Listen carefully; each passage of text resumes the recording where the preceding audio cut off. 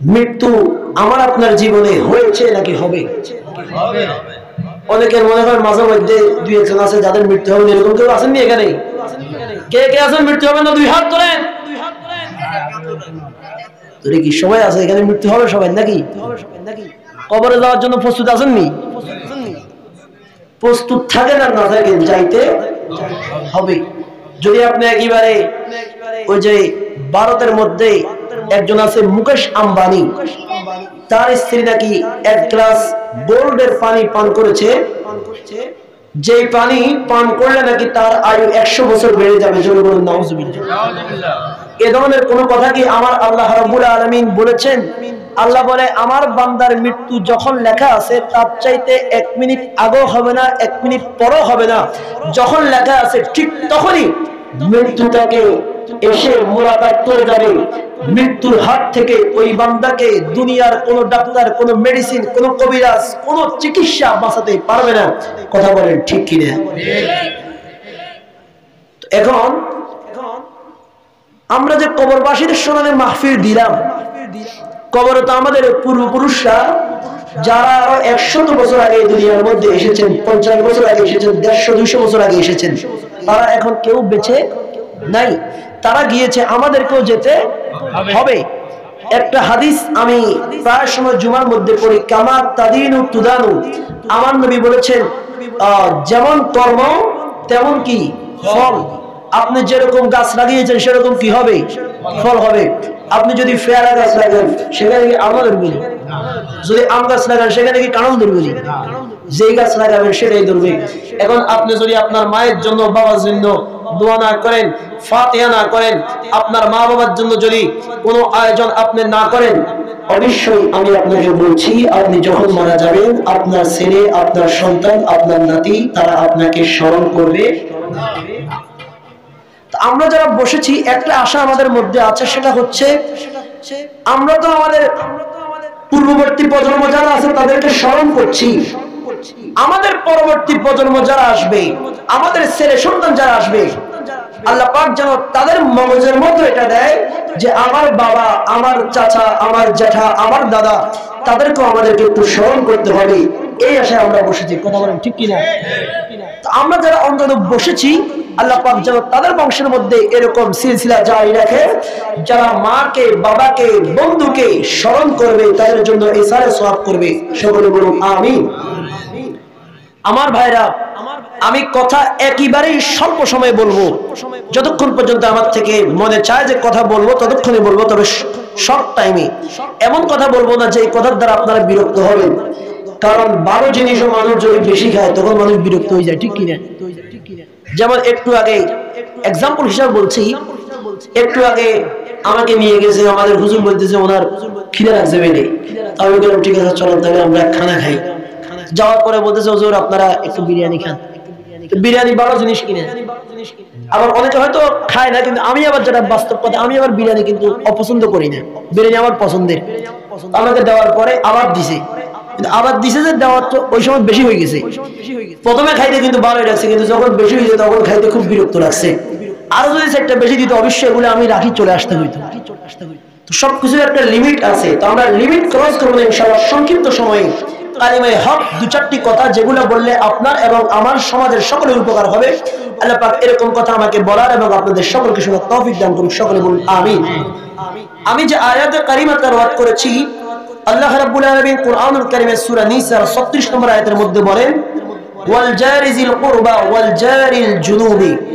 আল্লাহ রাব্বুল আলামিন বলে ও আমার বান্দা, তোমরা নিকটবর্তী এবং দূরবর্তী সকল মানুষের সাথে, আত্মীয় স্বজনদের সাথে সৎ আচরণ করো, সৎ ব্যবহার করো। জোরে বলুন সুবহানাল্লাহ। এখান থেকে আমাদের আসবে আত্মীয়র হক কি, প্রতিবেশীর হক কি, তাদের হক নষ্ট করলে হবে কি। সংক্ষিপ্তভাবে আমরা কয়েকটি হাদিসে পাক থেকে আলোচনা শুনবো। আল্লাহর প্রিয় নবী রাসূল আকরাম সাল্লাল্লাহু তাআলা আলাইহি ওয়াসাল্লাম তিনি হাদিসে পাকের মধ্যে বলেছেন, একজন ব্যক্তির প্রতিবেশী হচ্ছে তারা ডান পাশে, বাম পাশে, সামনে, পিছনে, ওই ব্যক্তির চারদিকে 10টি বাড়ি, এই পরিমাণ লোক হচ্ছে তার প্রতিবেশী, অর্থাৎ তার আপনজন। যারা সব সময় সুখে দুঃখে তার পাশে থাকে, ঠিক কিনা?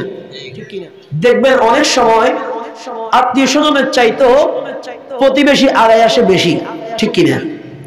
যেমন মনে করেন অনেকের বাবারা থাকে এক জায়গায়, জেঠা থাকে আরেক জায়গায়, আরেক জেঠা থাকে আরেক জায়গায়, আরেক খালা থাকে আরেক জায়গায়, আরেক মামা থাকে আরেক জায়গায়, এক একজন এক এক জায়গায়। কিন্তু তার আশপাশে যে সমস্ত ঘর রয়েছে, যদি তার কোনো বিপদ হয়, মুসিবতের মধ্যে পড়ে, পাশের ঘর থেকে দৌড়িয়ে লোক গিয়ে ওই সময় তার মুশকিল আসান করে। কথা বলেন ঠিক কিনা?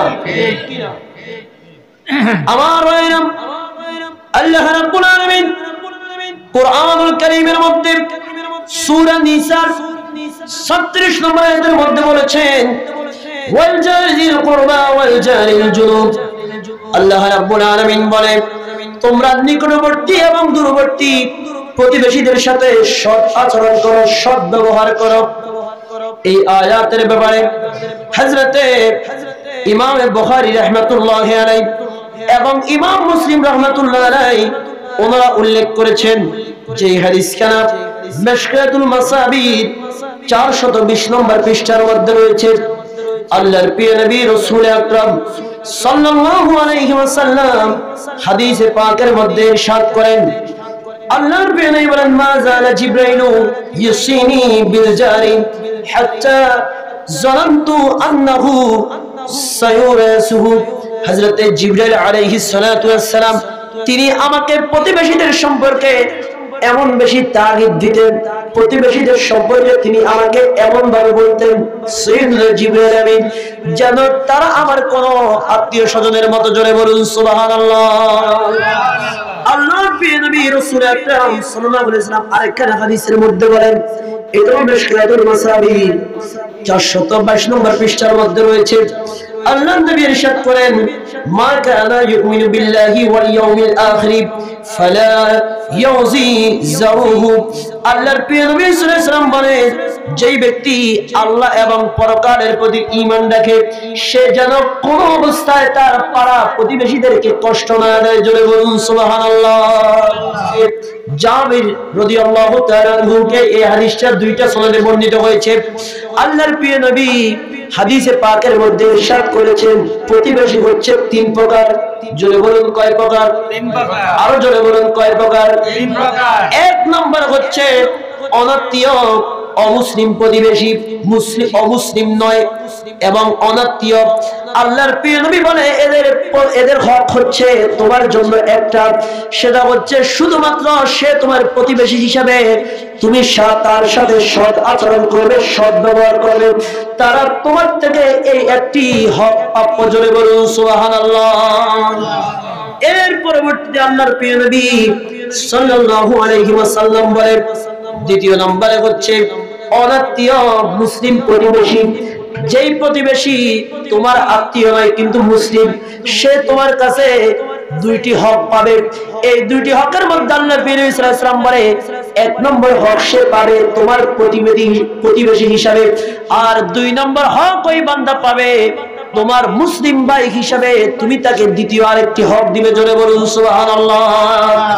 আল্লাহর নবী সাল্লাল্লাহু আলাইহি ওয়াসাল্লাম বলে, তৃতীয় নম্বরে হচ্ছে তোমার নিকট আত্মীয় এবং মুসলিম প্রতিবেশী, সে তোমার থেকে 3টি হক পাবে। একটি হক সে পাবে প্রতিবেশী হিসাবে, আর একটি হক সে পাবে মুসলিম হিসাবে, আর একটি হক সে পাবে তোমার আত্মীয় হিসাবে। এই 3টি হক তার উপরে রয়েছে, তুমি তার এই 3টি হক অবশ্যই তোমাকে আদায় করতে হবে। জোরে বলুন সুবহানাল্লাহ। আল্লাহর নবী সাল্লাল্লাহু আলাইহি ওয়াসাল্লাম প্রতিবেশীকে এত মর্যাদা দিয়েছেন, এত সম্মান দিয়েছেন, প্রতিবেশীকে এত গুরুত্ব আল্লাহ পাক রব্বুল আলামিনের প্যারা রাসূল দিয়েছেন। আল্লাহ পাক কোরআনে প্রতিবেশীদের সাথে সদাচরণ করার ব্যাপারে বলেছেন।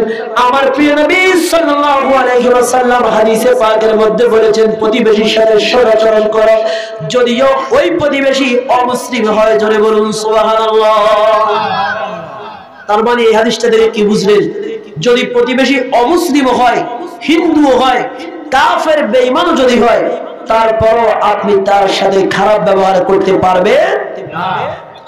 আল্লাহর প্রিয় নবী রাসূল আকরাম সাল্লাল্লাহু আলাইহি ওয়াসাল্লাম বলেন, যেই হাদিস খানা হযরত সাইয়েদনা আবু হুরায়রা রাদিয়াল্লাহু তাআলা হতে বর্ণিত আল্লাহর নবী সাল্লাল্লাহু আলাইহি ওয়াসাল্লাম ইরশাদ করেছেন ওয়াল্লাহ লা ইউমিনু ওয়াল্লাহি লা ইউমিনু ওয়াল্লাহি লা ইউমিনু আল্লাহর নবী বলে আল্লাহর কসম ওই ব্যক্তি ঈমানদার নয় আল্লাহর কসম ওই ব্যক্তি ঈমানদার নয় আবার তৃতীয়বার আল্লাহর কসম ওই ব্যক্তি ঈমানদার নয় ওই ব্যক্তি মুমিন নয় কিলা মান ইয়া রাসূলুল্লাহ সাল্লাল্লাহু আলাইহি ওয়াসাল্লাম সাহাবায়ে কেরাম প্রশ্ন করলেন আয়া ইয়া রাসূলুল্লাহ ইয়া হাবিবাল্লাহ নবী গো আপনি একটু বলেন কোন ব্যক্তি ঈমানদার নয় কে মুমিন নয় কার ব্যাপারে আপনি তিনবার পর্যন্ত কসম করেছেন আল্লাহর প্রিয় নবী সাল্লাল্লাহু আলাইহি ওয়াসাল্লাম বলে যে ব্যক্তির হাত থেকে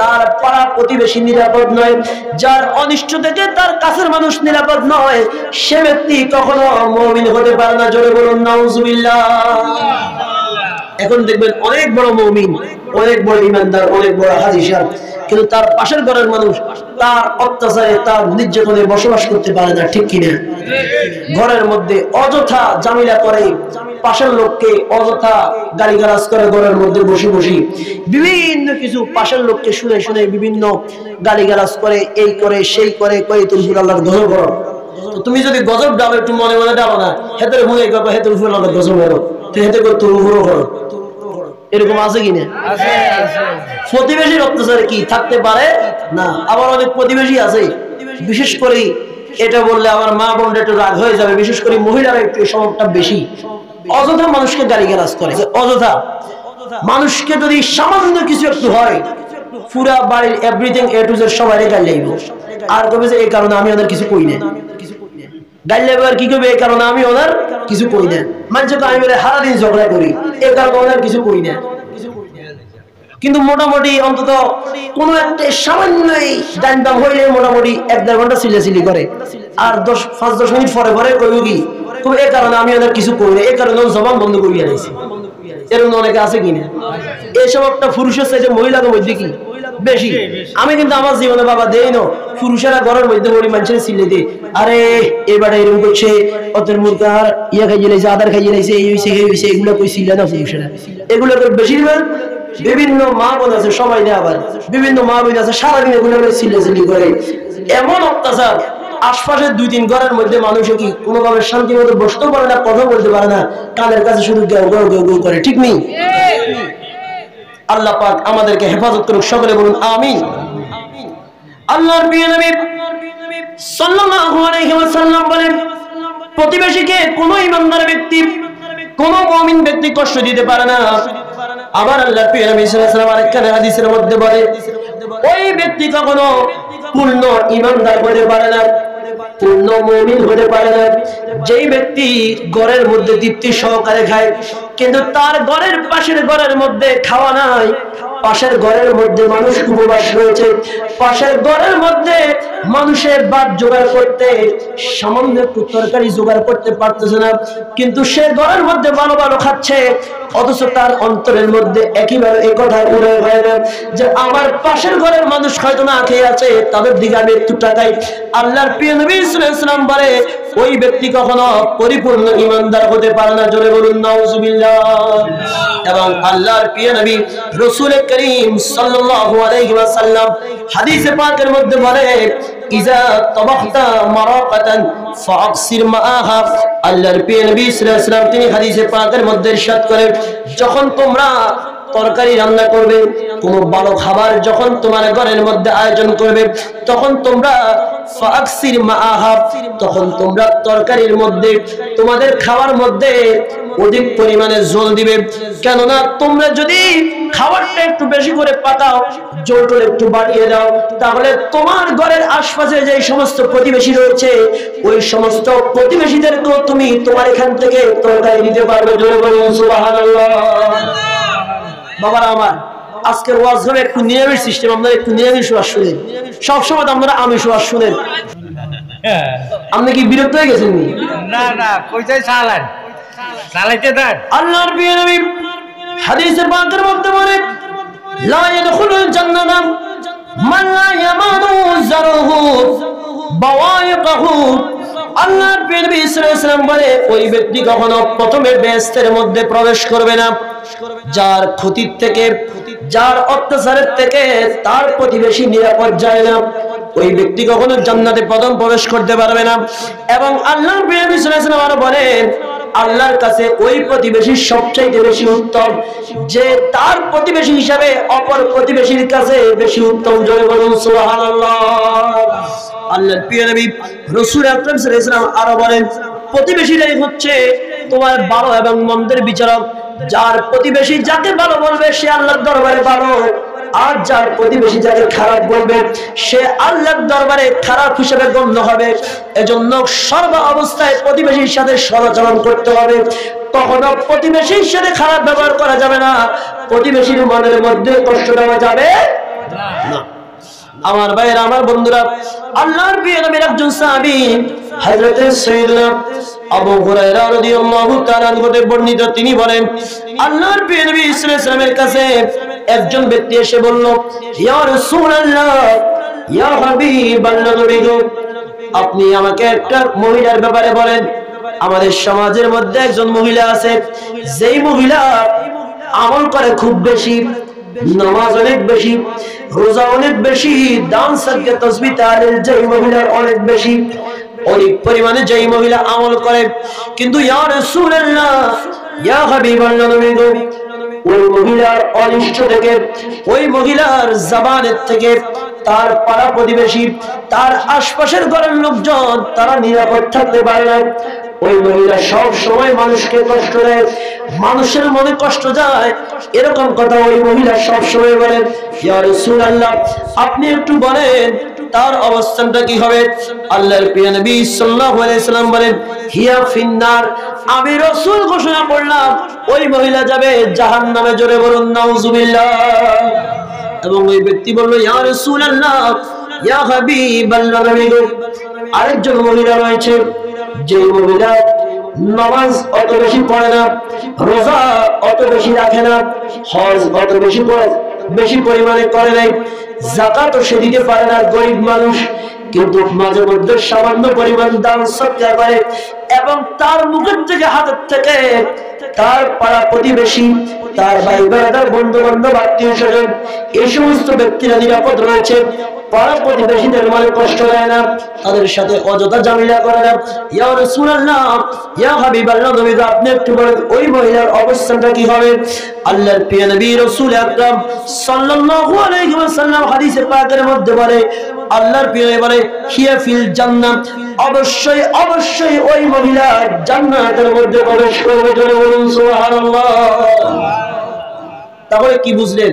এই যে একটু আগে বললাম মহিলাদের অভ্যাস, নবীজির কাছে সাহাবী প্রশ্ন করছে, ইয়া রাসূলুল্লাহ, এই মহিলা অনেক নামাজ পড়ে, অনেক রোজা রাখে, অনেক দান সদকা করে, কিন্তু এই মহিলার সোয়া খুব খারাপ, এই মহিলার অত্যাচারী, পাশের ঘরের মধ্যে মানুষ সুন্দরভাবে বসতে পারে না, মানুষ একটু আরাম করতে পারে না, সারাদিন মানুষকে ডাইরেক্ট থেকে বাম করে শুধু চিল্লাচিল্লি, ফালাফালি, একটা অবস্থা খারাপ পরিবারের মানুষের।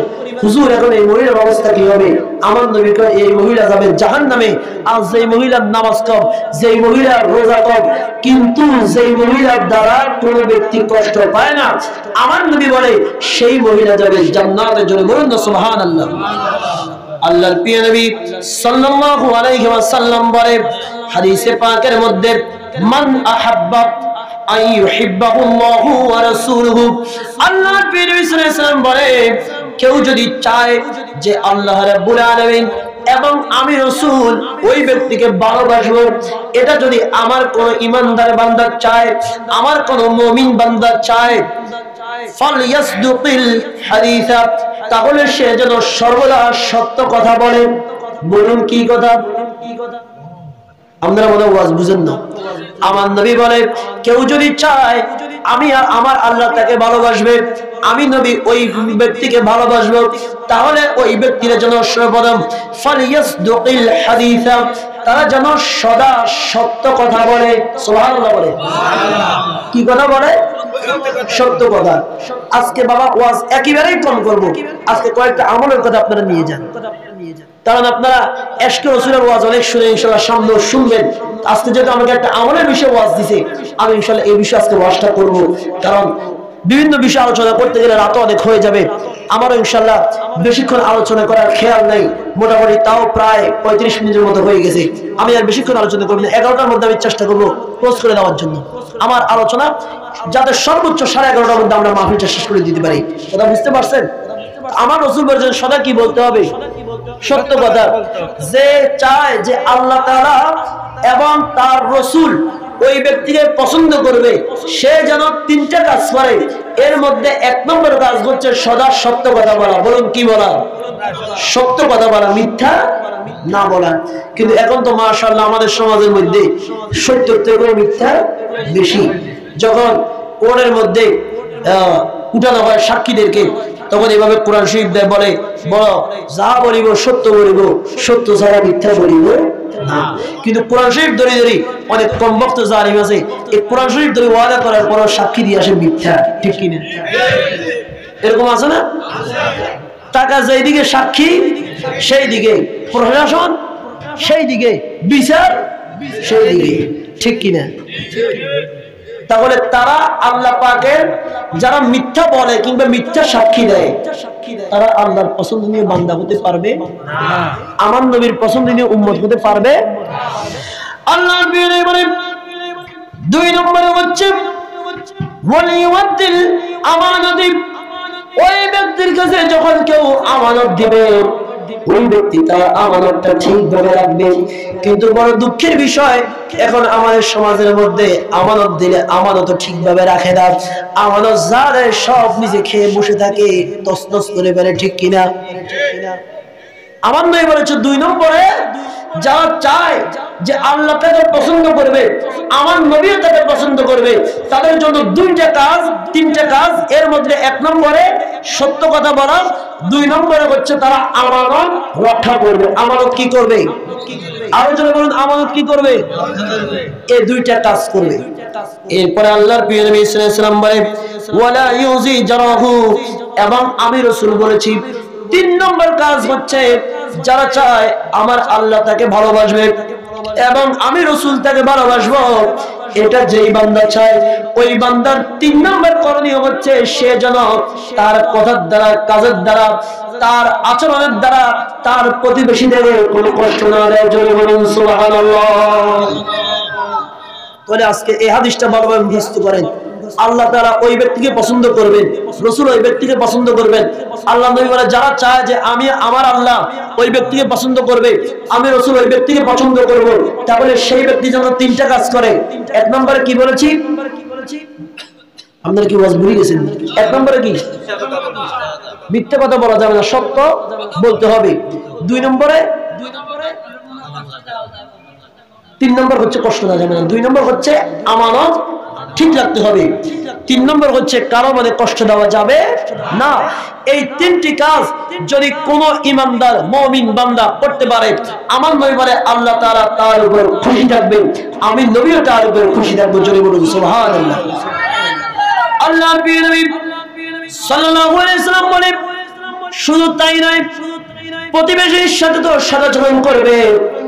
তোমার প্রতিবেশী যদি কখনো তোমাকে কোনো হারিয়ে দেয়, তোমাকে কোনো উপঢৌকন দেয়, তোমাকে কোনো কিছু তোমার প্রতিবেশী যদি দেয়, সেটা হোক রান্না করা খাবার, সেটা হোক তোমাকে একটি কাপড় দিয়েছে, সেটা হোক তোমাকে টাকা দিয়েছে, সেটা হোক তোমাকে ব্যবহারিক কোনো জিনিস দিয়েছে, কোনো জিনিস যদি তোমাকে তোমার প্রতিবেশী দান করে, আমার প্রিয় নবী সাল্লাল্লাহু আলাইহি ওয়াসাল্লাম বলে কেউ যদি তোমাকে বকরির ছাগলের পায়ের খুঁড়ো রান্না করে দান করে, তোমাকে হাদিয়া হিসাবে প্রেরণ করে, কোন ইমানদার মুমিন কখনো এটা দেখে অসন্তুষ্ট হতে পারে না। জোরে বলুন সুবহানাল্লাহ। কারণ হাদিয়া গ্রহণ করা এবং হাদিয়া প্রদান করা দুটোটা হচ্ছে আমার নবীর সুন্নাত। সুবহানাল্লাহ বলে। হাদিয়া দেওয়া এবং নেওয়া উভয়টা তার সুন্নাত, রাসূলের পাকের সুন্নাত। আল্লাহ পাক আমাদেরকে বেশি বেশি করে হাদিয়া লেনদেন করার তৌফিক দান করুন। সকলে বলুন আমিন। আমার ভাইরা, আমার বন্ধুরা, সকলে একটু মুহাব্বতে দুরূদ শরীফ পড়ুন। সালাতুন ইয়া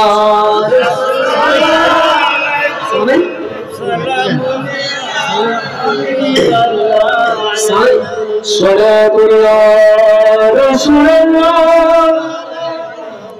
সালামুন ইয়া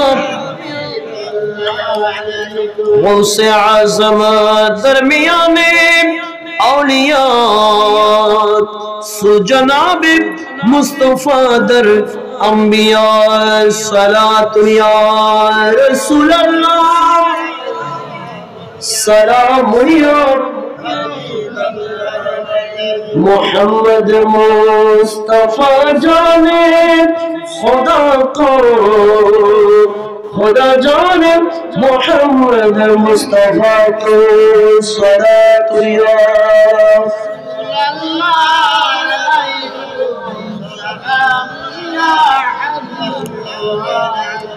আমার ভাইরা আমার বন্ধুরা ভালোভাবে খেয়াল করুন। এতক্ষণ বললাম প্রতিবেশীর হক, সংক্ষেপে আমি দুইটা হকের কথা বলবো এবং হক নষ্ট করলে কি হয় সংক্ষিপ্তভাবে তাও বলবো। ভালোভাবে খেয়াল করেন, আল্লাহ রাব্বুল আলামিন কুরআনুল কারীমের মধ্যে আরো ইরশাদ করেছেন ওয়াবুদুল্লাহা ওয়া লা তুশরিকু বিহি শাইআ ওয়া বিল ওয়ালিদাইনি ইহসানা ওয়া বিযিল কুরবা। আল্লাহ রাব্বুল আলামিন বলে আর তোমরা ইবাদত করো একমাত্র আল্লাহর। জয় বলুন কার? আল্লাহ। আল্লাহ পাকের ইবাদত করো এবং ওয়া লা তুশরিকু বিহি শাইআ, আল্লাহ রাব্বুল আলামিনের সাথে কোনো কিছু তোমরা শরীক করো না। সুবহানাল্লাহ। আল্লাহর সাথে কোনো কিছু শরীক করা যাবে? বলেন আল্লাহর সাথে কোনো কিছু শরীক করা যাবে না। অনেকে আছে আল্লাহ পাক তো সিজদা করে, আবার বিভিন্ন মাজার গিয়েও সিজদা করে, আছে না নাই? আরো জোরে বলুন, আছে না নাই? আল্লাহর কাছেও চায়, আবার বিভিন্ন জায়গায় মাজারে গিয়ে বলে বাবা আমাকে এটা দাও, বাবা আমাকে ওটা দাও। এরকম অনেকে চায় কিনা? এক জাহাঙ্গীর হুজুর আছে, বাবাজি ইমতিহান মে কামিয়াবি আতা ফরমা, এরকম করে সরাসরি একেবারে আল্লাহ ছাড়া সরাসরি ভাবে ডাইরেক্ট ভাবে আল্লাহর মতো করে দিতে পারে, এরকম মনে করে কারো কাছে চাইলে কি হবে? শিরিক হবে। বলেন না কি হবে? শিরিক হবে। এজন্য আল্লাহর ইবাদতের মধ্যে কাউকে কোনো অবস্থায় শরীক করা যাবে না। আবার মাজারের কথা বলছি আর অনেক ভাই অনেক খুশি, কয়টা হুজুর ঠিক আছে, হুজুর লাইন মতো ওয়াজ করছে। কিন্তু এখন যদি বলি যারা আল্লাহর ইবাদত করে তারা মন্দিরে যাইতে পারে না, এবার বলবো আরে নাউজুবিল্লাহি মিন যালিক, মনে করছি হুজুর তো ঠিক আছে, আমি তো হুজুর পুরা বেদিল্লাই না। কেউ যদি মাজারে আল্লাহর সাথে শিরক হয় এমন কিছু করলে তার এটা শিরকের পর্যায়ে পড়ে, তাহলে যারা মন্দিরে যাবে মূর্তি পাহারা দেবে, বলুন তাদের এটা শিরক হবে কিনা? ওনাদের হবে না, বলি শিরক হবে না? মূর্তি পাহারা দিলে শিরক হবে কিনা? মাজারে গিয়ে অপকর্ম করলে, অপসংস্কৃতি করলে, সেটা যেরকম অপসংস্কৃতি, সেটাকে আপনি শিরক বলতেছেন, আমি আপনাকে বলছি সেটাও শিরক যদি সেটা শিরকের পর্যায়ে পড়ে। আর কেউ যদি আল্লাহ ছাড়া অন্য কারো ইবাদতের কাজে কাউকে সাহায্য করে, অন্য কারো ইবাদত করা যেরকম শিরক, কেউ যদি অন্য কারো ইবাদত করার কাজে সাহায্য করে, মূর্তি বানিয়ে দেয়, মূর্তি নির্মাণ করে দেয়, তাহলে সেটাও সমপরিমাণ শিরক। জোরে বলুন নাউজুবিল্লাহ। আল্লাহ পাক আমাদেরকে দুটো শিরকের থেকে বাঁচার তৌফিক দান করুন, সকলে বলুন আমিন। ওয়াবিল ওয়ালিদাইনি ইহসানা, এবং পাশাপাশি তারা যেন মা বাবার সাথে সৎ আচরণ করে, মা বাবার সাথে যেন তারা সৎ ব্যবহার করে, ভালো আচরণ করে, এবং পাশাপাশি ওয়াবিদিল কুরবা, এবং তারা যেন তাদের যেই সমস্ত নিকটাত্মীয় রয়েছে ওই সমস্ত নিকটাত্মীয়দের সাথে ভালো আচার ব্যবহার করে। জোরে বলুন সুবহানাল্লাহ। আল্লাহর প্রিয় নবী হাদিসে পাকের মধ্যে বলেছেন তোমরা কমপক্ষে এতটুকু পর্যন্ত বংশ পরিচয় জেনে নিবা, এতটুকু পরিচয় বংশ পরিচয় তোমরা শিওর হয়ে নিবে। যেই বংশ পরিচয় তোমার একেবারে নিকটাত্মীয় তারা, তাদের ব্যাপারে তুমি শিওর হয়ে নিবা। কারণ আল্লাহর নবী সাল্লাল্লাহু আলাইহি ওয়াসাল্লাম বলে যারা চায় যে তাদের আয়ু বৃদ্ধি হবে, তাদের রিজিক বৃদ্ধি পাবে, হায়াত এবং রিজিক যেই বান্দা বৃদ্ধি করতে চায় ওই বান্দা যেন আত্মীয়দের সাথে সদা সর্বদা সৎ ব্যবহার করে। সুবহানাল্লাহ। অপর হাদিসের মধ্যে আল্লাহর প্রিয় নবী রাসূল আকরাম সাল্লাল্লাহু আলাইহি ওয়াসাল্লাম বলেছে মান আহাব্বা আন ইউসাতা লাহু ফি রিজকিহি, আল্লাহর প্রিয় নবী সাল্লাল্লাহু আলাইহি ওয়াসাল্লাম বলে যেই ব্যক্তি তার রিজিক পরিশোধ হওয়া, রিজিক প্রশস্ত হওয়া চায়, রিজিক বাড়তি চায়, এবং ওই ব্যক্তি ওয়ায়ুনসা লাহু ফি আখারিহি, এবং সে তার হায়াত বৃদ্ধি হওয়া চায়, তাহলে সে যেন ফালিয়াসিল রাহিমাহু, তাহলে সে যেন তার নিকটাত্মীয় যারা রয়েছে, তার আত্মীয় স্বজনরা রয়েছে, তাদের সাথে সম্পর্ক বজায় রাখে, এবং তার আত্মীয় স্বজনের হক যেন সেই বান্দা যথাযথভাবে আদায় করে। সুবহানাল্লাহ। এইভাবে আল্লাহর নবী সাল্লাল্লাহু আলাইহি ওয়াসাল্লাম রিজিক বৃদ্ধি হওয়ার জন্য, হায়াত বৃদ্ধি হওয়ার জন্য আত্মীয়তার সম্পর্কের তাগিদ দিয়েছেন। খেয়াল রাখবেন, যারা রিজিক বৃদ্ধি করতে চায়, হায়াত বৃদ্ধি করতে চায়, এই দুইটি কাজ করতে চায়, অবশ্যই অবশ্যই তার আত্মীয় স্বজনের সাথে সম্পর্ক রাখতে হবে। সুবহানাল্লাহ। এখন তো আমার সমাজের মধ্যে আত্মীয় স্বজনের সাথে সদ্ব্যবহার করার মতো লোক পাওয়া যায় না। সদ্ব্যবহার করে। আত্মীয়তা আবার দুই প্রকার। আত্মীয় কয় প্রকার? দুই প্রকার। একটা হচ্ছে পয়সাওয়ালা, আর একটা হচ্ছে পয়সা ছাড়া। যিনি পয়সাওয়ালা তিনি তো আত্মীয় না হলেও আত্মীয়। কয় যে ওই যে এক বেচারা আমাদের এক হুজুর, উনি একবার এক মাহফিলে গেছে বক্তব্য দিত, তো উনি বলতেছে একজন হুজুরের কথা যে তৈয়ব শাহ রহমাতুল্লাহ আলাইহি, উনি বলতেছে আমাকে তৈয়ব শাহ রহমাতুল্লাহ আলাইহি পাগড়ি পরাই দিছে। আমি ওনার কোনো মুরিদ না, তবে মুরিদ না হলে মুরিদের আব্বা। মুরিদের কি আব্বা? আসলে অবশ্যই মুরিদ না, মানে উনি বুঝেছে আমি মুরিদ নয়, মুরিদের থেকে বেশি ভক্ত। ঠিক আছে নি? এরকম অনেক আছে যে আত্মীয় না হলে আত্মীয়র থেকে বড় আত্মীয়। ঠিক কিনা? শুধু কি হইলে টাকা হইলে, কি হইলে টাকা হইলে। আবার দেখা যায় এমন অনেক আত্মীয় আছে, আপন ভাইও আছে, যে আপন ভাইয়ের পরিচয় দেয় না। বিবাহের অনুষ্ঠান বলে যে আমার ভাইকে যদি বলি তাহলে আমার তো মান সম্মান টিকবে না, আমার মেয়ের জন্য এত বড় একটা পার্টি আসবে দেখার জন্য, আমার ভাইকে যদি সেখানে নিয়ে যাই তাহলে আমার তো মান সম্মান টিকবে না। বলবে আরে তার ভাই তো রিক্সা চালায়, তার ভাই তো গরিব, খেতে খামারে কাজ করে, অসহায় মানুষ, এরকম বলবে, হয়তো আমার মেয়ের বিয়ে ভেঙে যাবে। জোরে বলুন নাউজুবিল্লাহ।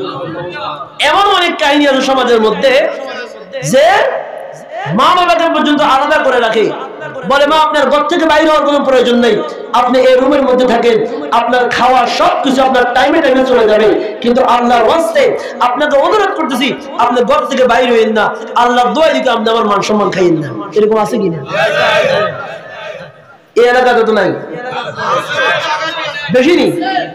আরে সাইন আবার আস্তে করে সাইন আমার বিপদ হারাইয়েন না। আপনারা যা করবেন নিজেরা নিজেরা করুন, কিন্তু আমার সাইন বিপদ হারেন না। আমি কিন্তু আরেক এলাকার মানুষ। দক্ষিণ ভারতের মধ্যে নাই, নাই দক্ষিণ ভারতের মধ্যে নাই, দক্ষিণ ভারতের মধ্যে নাই। এরকম আছে যে টাকা না হইলে কি আত্মীয়র কোনো দাম নাই। আর বাইরের বাহিরে যে সমস্ত আত্মীয় আছে তারা তো টাকা না হইলে কোনো কথাই নেই, তারা তো এমনি বাম। ঠিক কিনা? কিন্তু যদি টাকা হয় তাহলে আত্মীয় না হইলেও একবারের জায়গায় 10 বার ফোন করে, প্রয়োজনে একবারের জায়গায় 10 বার তার বাড়িতে যায়, দোকানে যায়, অফিসে যায়, ভাই আল্লাহর রাস্তে ভাই যদি আপনি না আইয়েন ভাই আমি পুরা বেচ দিই ভাই, আল্লাহর রাস্তে ভাই আপনি যেমনি হোক ভাই আইতে হইব, আপনি না আইলে আমার মাইয়ের বিয়েটা শুদ্ধ অশুদ্ধ হয়ে যাইব। এরকম আছে না? আছে কিনা? তাহলে দেখে গেল কি যারা আত্মীয়তার সম্পর্ক রাখবে না, আমার নদীতে তার রিজিক নষ্ট হয়ে যাবে। আপনারা কি হুজুর কি কোন রিজিক নষ্ট হবে? আপনি ওয়াজ করতে আছেন যে যাবো পয়সা এরাই বেশি দেয় না, তাহলে রিজিক নষ্টটা করেন দি। রিজিক কি এবার আপনারা শুনেন ভালো করি, রিজিক শুধু খাওয়া না, রিজিক আরো অনেক কিছু আছে। রিজিকের মধ্যে শুধু মানে রিজিক মানে শুধু খানা না, আপনি যে যা পাচ্ছেন অক্সিজেন, সুস্থতা, এটাও আল্লাহর পক্ষ একটা হক রিজিক। আপনি যে সুস্থ আছেন এটাও হক রিজিক। দেখবেন অধিকাংশ পয়সাওয়ালা এমন এমন রোগ হয় যে রোগ জীবনও গরিবের হয় না, আছে না নাই? আমার দেখার মধ্যে বাবা গরিব হয়তো মাঝে মাঝে 2-1জনকে দেখিছে কঠিন রোগে আক্রান্ত হয়েছে, আপনার ম্যাক্সিমাম গরিবের কোনো তেমন একটা রোগে নেই। ঠিক কিনা? কিন্তু যারা বড় লোক, আহা রোগের কোনো শেষ নেই, কয়দিন পরে পরে এই রোগ, কয়দিন পরে সেই রোগ, আর আল্লাহ রহমতে জয় তুলে তো উনি ঢাকা সিটার দৌড়াদৌড়ি করে। আছে কিনা? আছে কিনা? এরকম তাদের হচ্ছে, তারা মনে করে যে তাদের তো সম্পদ আছে, আসলে তাদের সম্পদ বেশি থাকলে তাদের কোনো শান্তি নাই। ডাক্তার তাদের হাতের মধ্যে লম্বা একটা লিস্ট ধরাই দিয়ে বলে হ্যাঁ ফারুক হিসাব, মাস্টার সাহেব, কুড়িপতি সাহেব, আমাদের গরুর মাংস খাইতে নিতেন না, খাসির গোস্ত খাইতে নিতেন না, আষের গোস্ত খাইতে নিতেন না, আষের ডিম খাইতে নিতেন না, এটা খাইতে নিতেন না, ইলিশ মাছ খাইতে নিতেন না। দুনিয়ার বালার দাম এখানে দিছে কি ডাক্তারের ব্যাগিন আমাদের উপর নিষেধাজ্ঞা জারি করে দিল, এটি খাইবেন তো আমাদের কবরে একেবারে 300 মাইল শোয়ার করি একবারে তাড়াতাড়ি করে কবরে আমাদের ডাকবো। আমাদের কবর যদি যাও 10 বছর পরে এটি খাইবেন, কবর 10 বছর আগে চলে যাবেন। হেতে করে বাবুদের দিনের বাঁচি দেয়, প্রয়োজনে নিরামিষ খাবো, তাও এসব খানার কাছে দিয়ে যাইতে পারবো, ঠিক কিনা? তোরা দেখা গেছে তার পয়সা আছে কিন্তু খানার মতো কোনো কিনে দিন রু তোর হাতে রিজিক আসেনি, কথা বলে আসেনি। রাত ঘুমাইলে হেবেটার ঘুমাইয়ে না, হাতে মোটামুটি ঘুমের টেবিলে 2 দিন খায়, এরপরে হাতের ঘুমাইয়ে না। আরে কি বিরক্ত লাগে রাই, আছে কিনা? কিন্তু আমরা যদি ঘুমাই এমন ঘুম আসে মাশাআল্লাহ মাশাআল্লাহ, অনেক আবার ঘুমের ঠেলায় কি ভাই হাতটা আমাদের হজম পর্যন্ত শেষ হয়ে যায়। ওই আল্লাহর রহমতে জোরের সময় উঠি, মোটামুটি ব্রাশ করে, ঠিক কিনা? আমাদেরকে নামাজও পড়তে হবে, নামাজ পড়তে হবে কিনা? নাকি নামাজ ছাড়া পার হওয়ার ব্যবস্থা আছে? অনেক সময় হাদিসের বিভিন্ন ফজিলত আছে যে এটা আমল করলে এই সব, এটা আমল করলে এই সব, এটা আমল করলে জান্নাতে যাবে। অনেকে চিন্তা করে মনে আমরা নামাজ পড়বো সারা বছর চলে যেতে পারি, এরকম কোনো চিন্তা আছে? সকলে দুরূদ শরীফ পড়ুন, সালাতুন ইয়া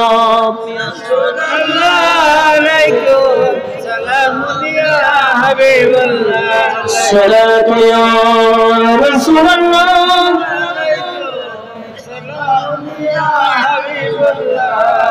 मोहम्मद मुस्तफा जाने खुदा को, खुदा जाने मोहम्मद मुस्तफा को सलात या सलाम या আল্লাহর প্রিয় নবী সাল্লাল্লাহু আলাইহি ওয়াসাল্লাম হাদিসে পাকের মধ্যে আরো বলেন, লা তাদখালুল জান্নাতা কাতাআন, কোন ব্যক্তি যারা আত্মীয়তার সম্পর্ক ছিন্ন করবেন, সে যত বড় হাজী হোক না কেন, যত বড় মাওলানা হোক না কেন, যত বড় আলেম হোক না কেন, যত বড় দানশীল ব্যক্তি হোক না কেন, সমাজের যত মানুষ তাকে ভালোবাসুক না কেন, ওই সমস্ত ব্যক্তি হাসরের ময়দানে কখনো প্রথম ধাপে জান্নাতে প্রবেশ করতে পারবে না। জোরে বলুন সুবহানাল্লাহ। এবং আল্লাহর নবী সাল্লাল্লাহু আলাইহি ওয়াসাল্লাম হাদিসে পাকের মধ্যে আরো বলেন, মিসকিনদেরকে যদি কেউ দান করে তাহলে সেই ব্যক্তি দানের বিনিময়ে একটি মাত্র সওয়াব পাবে, শুধুমাত্র একটা ফজিলত সে পাবে। আর কেউ যদি তার আত্মীয়স্বজনের মধ্যে কোন মিসকিনকে, কোন গরিব ব্যক্তিকে, কোন অসহায় ব্যক্তিকে দান করে, আল্লাহ রাব্বুল আলামিন ওই ব্যক্তির আমলনামার মধ্যে 2টি সওয়াব লিপিবদ্ধ করে দিবেন। জোরে বলুন সুবহানাল্লাহ।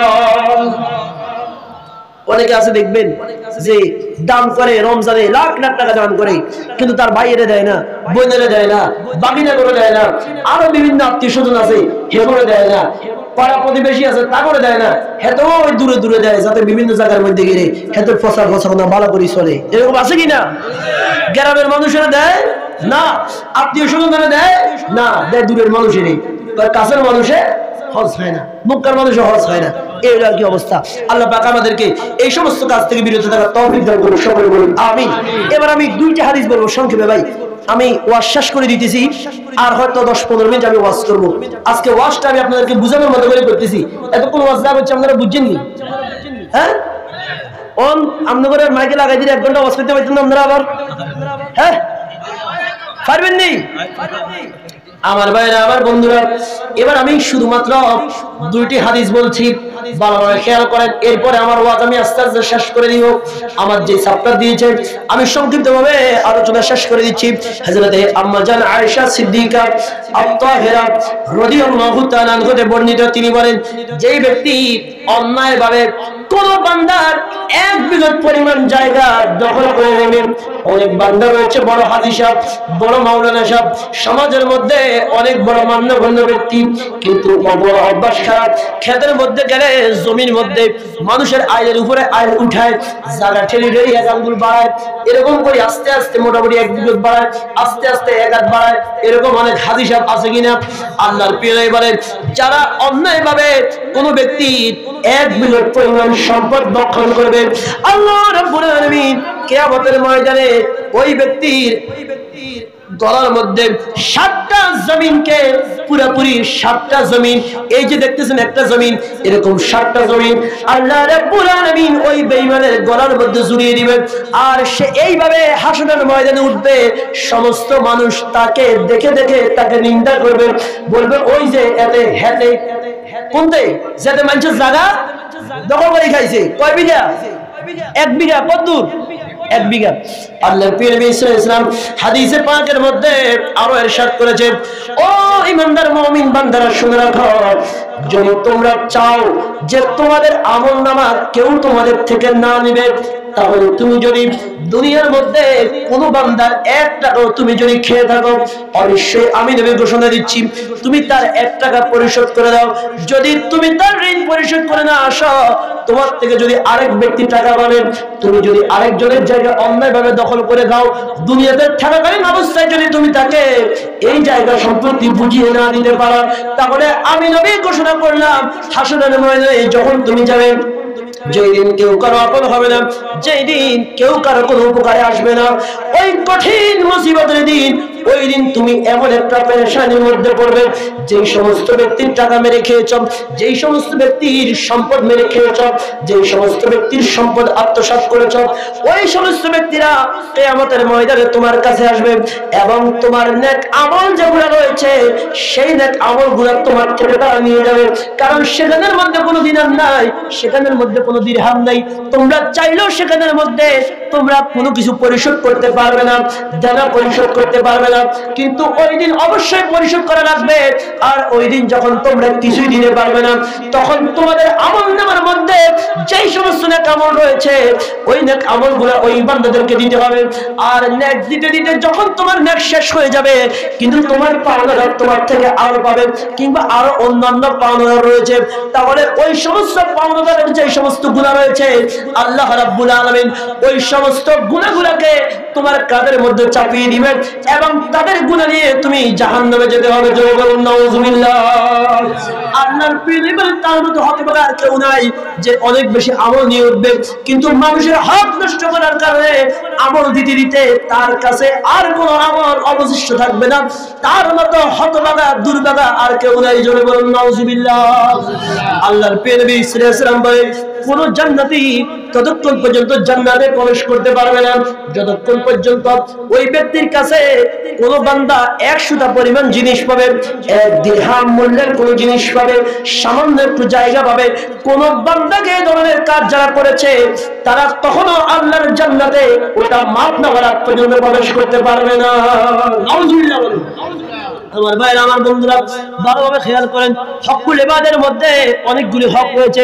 আপনি যদি কথার দ্বারা কাউকে কষ্ট দেন, আপনি এমন একটা কথা বললেন, দেখা যায় ওই ব্যক্তির মনে কষ্ট আসলো, আপনার কথার দ্বারা তার মনের মধ্যে আঘাত গেল, আপনি কাউকে অপমান করলেন ইচ্ছাকৃতভাবে, আপনি কাউকে অন্যায়ভাবে যদি অপমান করে থাকেন, যদি আপনি কাউকে অন্যায়ভাবে একটা আঘাত করে থাকেন, একটি আঘাত যদি কেউ অন্যায়ভাবে কাউকে করে, কোনো কিছু যদি অন্যায়ভাবে আপনি একজন ব্যক্তির করেন, তার কোন হক যদি আপনি নষ্ট করেন, তার কোন স্বাধীনতা যদি আপনি খর্ব করেন, হাসরের ময়দানে ওই ব্যক্তি যতক্ষণ মাফ করবে না, আল্লাহ রাব্বুল আলামিন বলেন আমি আমার সেই বান্দাকে মাফ করব না।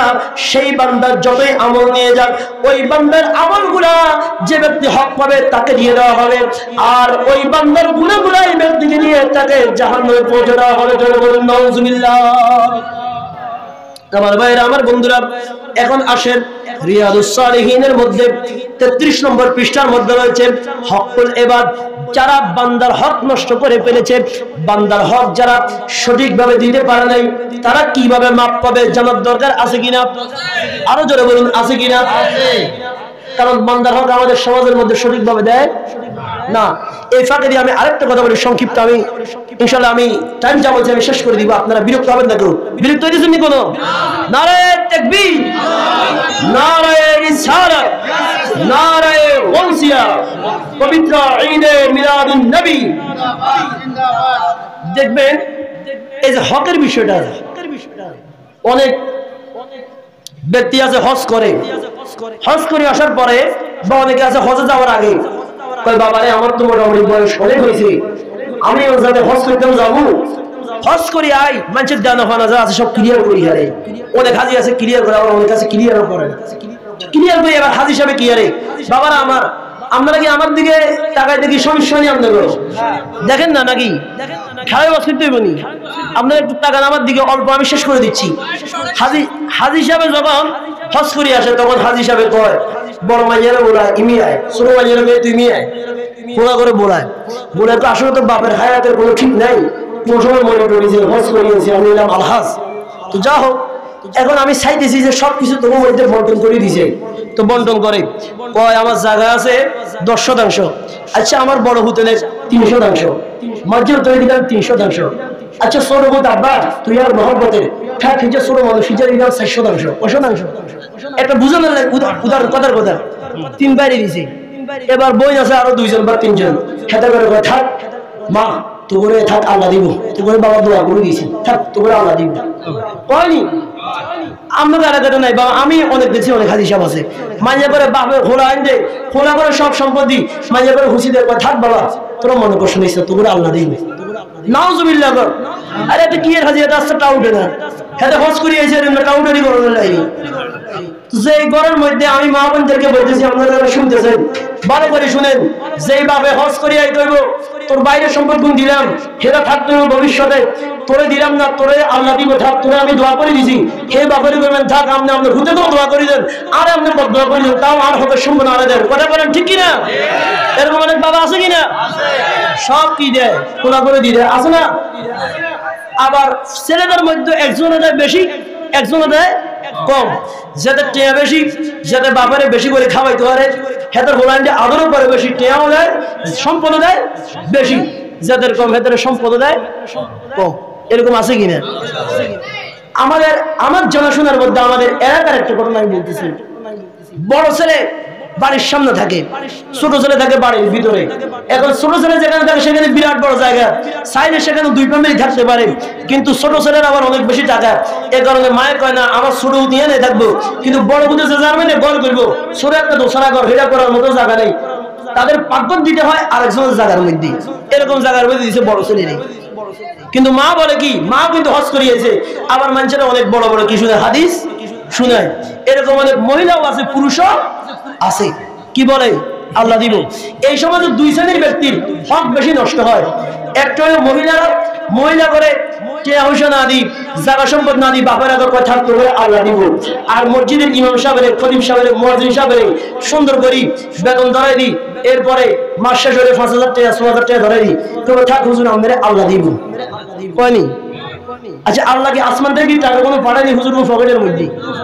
যে না হ্যাঁ ইমাম সাহেব খতিব সাহেব মুয়াজ্জিন সাহেব ওনারা আমি কিছু টাকা পাঠাই দিলাম আল্লাহকে এরকম টাকা পাঠায়নি কোনো আসমান থেকে টাকা নাজিল হয় মান নসাবার মতো বলে কি আল্লাহ দিব কে দিব আল্লাহ দিব তো রিক্সাওয়ালা কি হুজুর করতেন কি 12,000 20 টাকা কি 10 টাকা আয়নি মাছ ওরা 500 টাকার মাছ এতে কি 200 টাকা আয়নি হ্যাঁ গরুর গোশত যদি কিনতে যায় এতে কি কমে যাচ্ছে আমরা তো হুজুর মানুষ আমরা বেতনে হার করে আমরা 300 টাকা কেজি নিলাম আমরা 300 টাকা পাইনি হেতরে কিল্লা আল্লাহ দিত আল্লাহ দেওয়ার দরকার নামটা আপনি দেন ঠিক আছে নি কথা কথা ঠিক আছে নি তোরে কি বুঝলেন যে সমস্ত হাজি সাহেবরা হজ করে আসি ছেলেদেরকে সম্পদ দেয় মেয়েদেরকে দেয় না মেয়েদেরকে বঞ্চিত করে দেয় এই সমস্ত হাজিদের হজ দিয়ে কোনো কাজ হবে না ওই মেয়ের মনে যদি একদিনের জন্য কষ্ট থাকি যায় আল্লাহর কসম ওই হাজি জাহান্নামের আগুনে জ্বলা লাগবে ওই হাজির এই হজ তার কোনো উপকারে আসবে না এখন আসেন আরেকটা সমাধান আছে এবার এই সমাধানটা আমি বলি অনেক ঘরের মধ্যে আপনারা এখন হয়তো আজকে ওয়াজ শুনি হয়তো আল্লাহর কোনো বান্দার মনের মধ্যে দয়া আসতে পারে যে বাবারে আমার বাপের জাহান্নামের আগুনে জ্বালাইতে চাই না আমার মনের মধ্যে একটু দয়া আসছে এরকম অনেকে থাকতে পারে না বা মাইকে অনেকে শুনতেছে এরকম অনেকে থাকতে পারে না পারে কিনা তো আমি শেষ করে দিয়েছি একটু আরেকটু এরকম বাবা এরকম যারা আছে যাদের সম্পদ ভাইদের মধ্যেও কম বেশি করে দিয়েছে কিন্তু বোনদেরকে দেয় আপনারা একটা কাজ করতে পারেন দুনিয়াতেও কল্যাণ পাবেন শান্তি পাবেন আখিরাতেও শান্তি পাবেন আপনার বাবাও কবরের মধ্যে শান্তিতে রাখবে এবং কবর থেকে আপনাকে দোয়া করবে আপনি কাজটা করবেন কি আপনার বোনদেরকে ডেকে যে এরে এদিকে আস শুন বাবা যেহেতু দিছে বাবা তো যার কারণ হোক আর অকারণ হোক বাবা একটা ভুল করে ফেলছে আমাদেরকে জায়গা সম্পদ দেওয়ার সময় তারতম্য ঠিক করে নাই আমারা দিছে বেশি আমার ছোট ভাইগারে দিছে কম আমার বোনের মোটেও দেয় না তো যাও সমস্যা নাই, এখন ইসলামী আইন মোতাবেক যেটা যদি জায়গা আইব আমি হেঁটে হেঁটে বাদ করে দিব। কেউ যদি এই কাজ করে আমার নবী কয় দুনিয়াতেও তার শান্তি, আখিরাতে সে জান্নাতে প্রবেশ করবে। জোরে বলুন সুবহানাল্লাহ। কারণ সে হকুল ইবাদ হিসেবে বাইয়ের দোয়া পাবে, বোনের দোয়া পাবে, তাদের আওলাদ পর্যন্ত দোয়া পাবে। আপনি যে জায়গার মালিক, আপনার বোনের ছেলে তারাও কিন্তু ওই জায়গার জন্য হয়তো আপনি আফসোস করবেন যে আমার মাকে ঠকানো হয়েছে, আমার বাবা গরিব বলে আমার বাবাকে ঠকানো হয়েছে। এরকম যারা করেছে, যারা এখনো জীবিত আছেন, আমি অনুরোধ করব যারা মাইকের আওয়াজ শুনতেছেন আপনারা এটা পরিবর্তন করুন। আর যাদের বাবা মা মারা গিয়েছে আপনারা নিজের উদ্যোগে এটা পরিবর্তন করুন। দুনিয়াতেও শান্তি পাবেন, কবরেও শান্তি পাবেন। আল্লাহ পাক বুঝার তৌফিক দান করুন। সকলে বলুন আমিন। কারণ বান্দার হক আল্লাহ মাফ করবে না। এখন আসেন সর্বশেষ রিয়াদুস সালিহিন থেকে আমি শোনাচ্ছি, কেউ যদি বান্দার হক, কোন বান্দার হক নষ্ট করে, তাহলে তার জন্য যদি ক্ষমা পাইতে হয় তাহলে শর্ত হচ্ছে 4টা। বলেন কয়টা? আরো জোরে বলুন কয়টা? আমরা কি আমাদের কোনো রাগ হয়েছে কোনো বাবা? আমার মনে হয় বাবারে বাবা অনেকে আমার উপর রাগে যেতে পারে, শুধু আপনারা অন্তর না আমরা পরে আবার বলেন বাবারে এই বুঝে কি ওয়াজ করলো আজকে একটা ঝামেলা লাগাই দিল। আমরা বলছি আমাকে বাইবেল এতদিন বাড়া আসিলাম অনুদ্র ওয়াজ করে সব সমস্যা লাগাই দিয়ে গেছে। সাইন কিন্তু হক কথা আমার কইছে এটার উপর ওয়াজ করতো, হকের উপরে, বান্দার হকের উপরে। তো বান্দার হকের মধ্যে যা যা আছে, আমি এখন যদি আপনাদেরকে কিছু বলি, কিছু গোপন করি, তাহলে আমিও তার মুনাফিক হবো, ঠিক কিনা? বাবা আমার মুনাফিকের দরকার নেই, আপনারা পছন্দ করেন না করেন, আল্লাহ যাকে পছন্দ করেন সেটাই হচ্ছে বড় পছন্দ, ঠিক কিনা? রিয়াদুস সালিহিনের মধ্যে আছে কোন ব্যক্তি যদি কারো হক নষ্ট করে তাহলে 1 নম্বরে তার কাজ হবে ওই গুনাহ সে ত্যাগ করা, যেই কাজ করছে ওই কাজ সে কি করা? ত্যাগ করা। 2 নম্বরে হচ্ছে সে যে কাজটা করছে এই কাজের জন্য সে আল্লাহর কাছে লজ্জিত হওয়া, মনে মনে সে চিন্তা করে যে হায় রে আমি যে কাজটা করলাম এই কাজটা তো আমি মোটেও ঠিক করি নাই, আল্লাহ আমারে মাফ করুক। এভাবে আল্লাহর কাছে অনুতপ্ত হবে, কান্নাকাটি করবে, ক্ষমা চাইবে এবং ওয়াদা করবে যে আল্লাহ জীবনে আর যতদিন বাঁচি এরকম ওই লোকের হক খাবো না, কোন ব্যক্তির হক খাবো না। এভাবে আল্লাহর দরবারে কান্নাকাটি করবে, আল্লাহর দরবারে ওয়াদা করবে নিজের মনে মনে। এবং 4 নম্বরে হচ্ছে ওই ব্যক্তির যে হকদার রয়েছে সেই হকদারের কাছে হকটা পৌঁছে দিবে। এই 4টি কাজ যদি কেউ করতে পারে তাহলে ওই বান্দার হক নষ্ট করার পরও আল্লাহ তাকে মাফ করে দিবে। জোরে বলুন সুবহানাল্লাহ।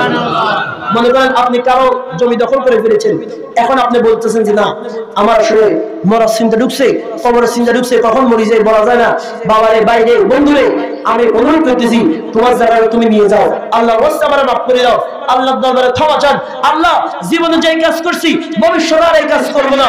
তাহলে আল্লাহর নবী বলে অবশ্যই আমার আল্লাহ সেই বান্দাকে ক্ষমা করে দিবে। জোরে বলুন সুবহানাল্লাহ।